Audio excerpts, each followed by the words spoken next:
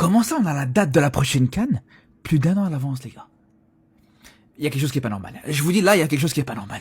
D'habitude, les dates officielles de la finale, de match d'ouverture, on les a 1 mois, 2 mois à l'avance.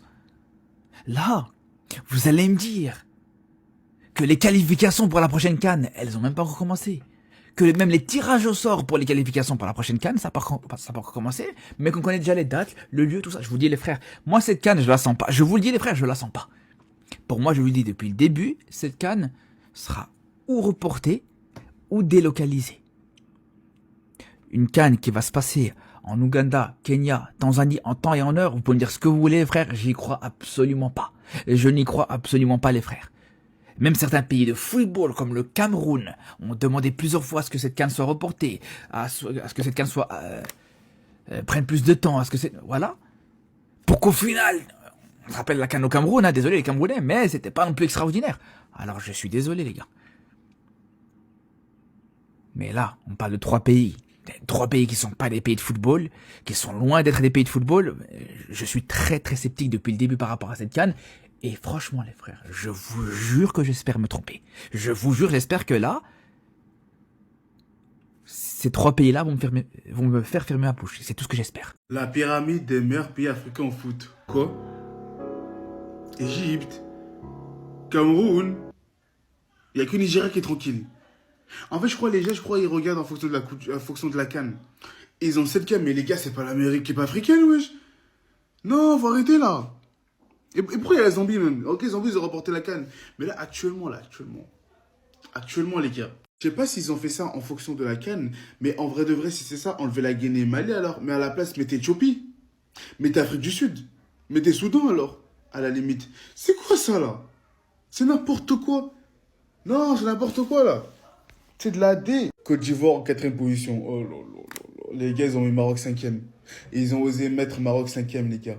Par rapport à la polémique, on peut dire tout ce qu'on veut, le Maroc est boosté quand même. C'est une dinguerie. Ghana, les gars, on les voit plus, ouais. Ghana, on les voit plus, ma gueule. C'est n'importe quoi, oh non. C'est une dinguerie de mal mental. Je sais pas qui a fait ça. Oh non, je sais pas qui a fait ça, oh non. Officiel, la CAF dévoile les dates de la CAN 2027. N'oubliez pas que cette compétition se jouera en Afrique de l'Est, donc au Kenya, Ouganda et en Tanzanie. Ce sera dans ces 3 pays-là que sera organisée cette compétition. Donc déjà, une petite particularité, elle aura lieu en été. Par exemple, la dernière a été jouée en hiver. Donc match d'ouverture le 19 juin 2027 et la grande finale aura lieu le 17 juillet 2027. Tout autre chose, on va parler cette fois-ci de la Première Ligue et c'est officiel, le club de Ipswich est déjà de retour en PL. N'oubliez pas que la saison dernière, ils avaient descendu et ça y remonte directement. Donc les 2 promus directs en PL cette saison sont Coventry, qui est en plus champion de Championship, et ils montent en PL avec Ipswich. Donc ces 2 équipes-là seront en PL et du coup on connaît les 4 barragistes pour décrocher l'ultime place en Première Ligue. On a le choix entre Millwall, Southampton, Middlesbrough et Hull City. Donc il y aura un système de demi-finale et de finale pour savoir qui accompagnera Coventry et Ipswich en Première Ligue.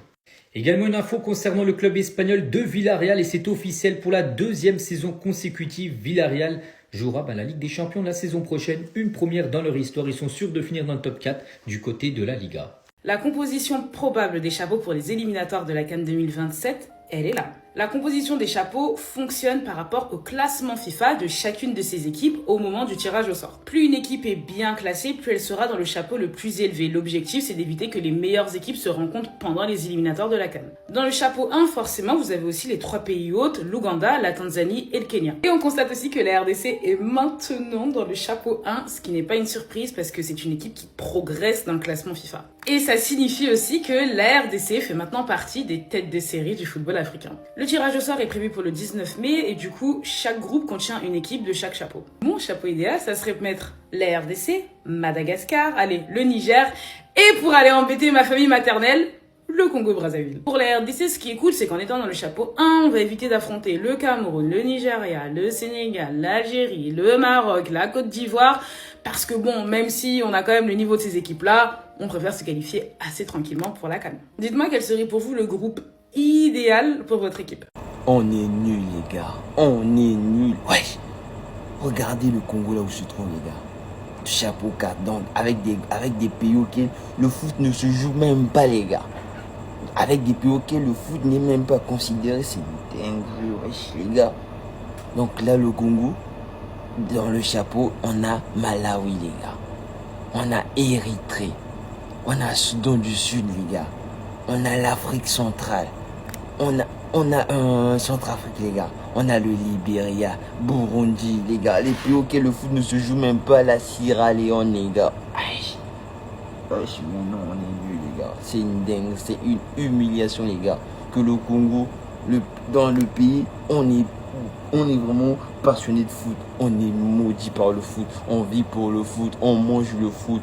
Mais que notre pays n'est même pas représenté dans notre continent, les gars. Donc, selon les autres Africains, au Congo, le football, il n'y a que des nuls. Il n'y a que des chômeurs. Les gens font tout, mais sauf le foot.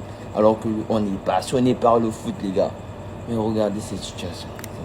C'est incroyable. C'est une dinguerie, les gars. Franchement, améliorons juste le football, que cette CAN. Déjà, on doit participer avant même de vouloir aller faire quelque chose déjà. Essayons de valider cette qualification. Et bon, force à nous. On est dans le groupe 4. On est dans le chapeau 4. On verra dans quel groupe on va se trouver. Sinon, ça sera dur de passer. Parce que les deux premiers, étant donné qu'on est dans le chapeau 4, du coup, en fait, on a des chances tellement limitées. Mais bon, on va essayer de faire, sinon forcément, nous sommes.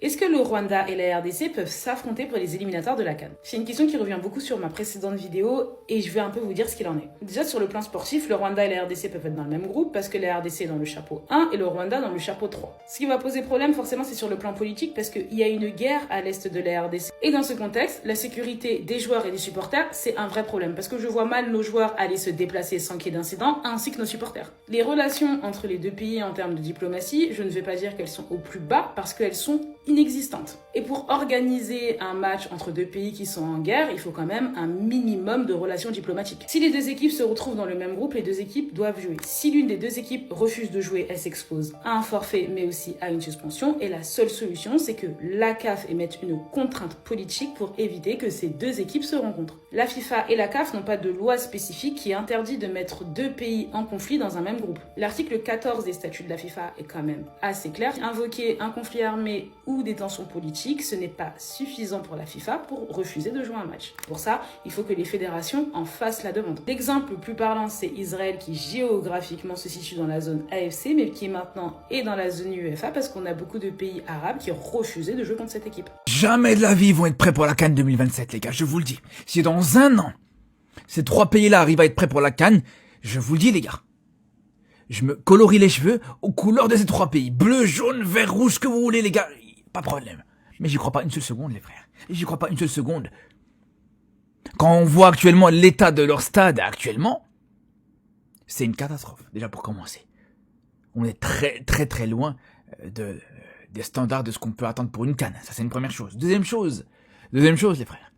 Dès que la CAF disait, où il y avait des rumeurs qui foutaient que la CAF voulait reporter cette CAN à 2028, le Kenya est sorti de nulle part et dit, ah ouais, c'est vrai, ça nous arrange, ouais, finalement, on n'est pas contre. Déjà, ça, c'est mauvais signe, les frères. Mais je vais vous dire une chose, par contre, autant, je suis prêt à relever le défi et je vais assumer si cette CAN, elle est bien maintenue et qu'elle se passera dans les normes de ce qu'on peut attendre, hein. C'est pas être maintenu juste pour, voilà, faire une CAN de bricolage. Je vais assumer, y a pas de problème. Mais dans l'autre cas, les gars, j'espère que la sanction, si cette CAN devra être reportée, elle sera sévère, les gars. J'espère que la CAF sera sans pitié, parce que là, aujourd'hui, il n'y a plus de place à la pitié, aujourd'hui, en Afrique. Si on veut avancer, si on veut se développer, il n'y a plus de pitié, les gars, au bout d'un moment. KO, les gars, il y a déjà 6 pays africains qui sont déjà éliminés pour la CAN 2027. Il y a Djibouti, il y a Tchad, Somalie, Seychelles, Érythrée et Sao Tomé et Principe. Voilà. Au moins, vous êtes au courant. Il n'y a pas les Tchad. Les Tchad, on les connaît. C'est un pays qu'on connaît, mais ils sont pas là, les gars. Somalie, c'est connu, mais ils sont pas là aussi. Voilà. Donc voilà, au moins, vous êtes au courant. Voilà. Très bien. Enfin, la CAF vient enfin de dévoiler le calendrier de la prochaine Coupe d'Afrique des Nations 2027 qui va se dérouler au Kenya, en Ouganda et en Tanzanie. Les trois pays sont déjà qualifiés d'office étant donné que ce sont des pays organisateurs. Donc, sur un total de 48 équipes qui vont se repartir dans 12 groupes, 4 équipes par groupe, dont au final 2 équipes doivent se qualifier pour un total de 24 équipes qui finiront par rejoindre la Coupe d'Afrique des Nations 2027. Je tiens à vous rappeler que le tirage au sort aura lieu le 19 mai. À ce jour, nous ne connaissons pas encore quels sont les groupes. Donc, sur ce, Prions juste que tout se passe bien pour nos équipes qui sont Léopards et les Diables Rouges afin qu'on n'ait pas la malchance de tomber dans un groupe d'un pays organisateur. Malheur à toutes les équipes qui auront la malchance d'être dans le même groupe que ces équipes-là. Ça veut dire qu'il n'y aura qu'un seul qualifié qui accompagnera le pays organisateur. Vraiment, moi, je suis hypé. Dites-moi ce que vous en pensez. Je continue à vous tenir au courant pour les prochains jours. On est ensemble, on se retrouve à la prochaine vidéo, les gars. Ciao.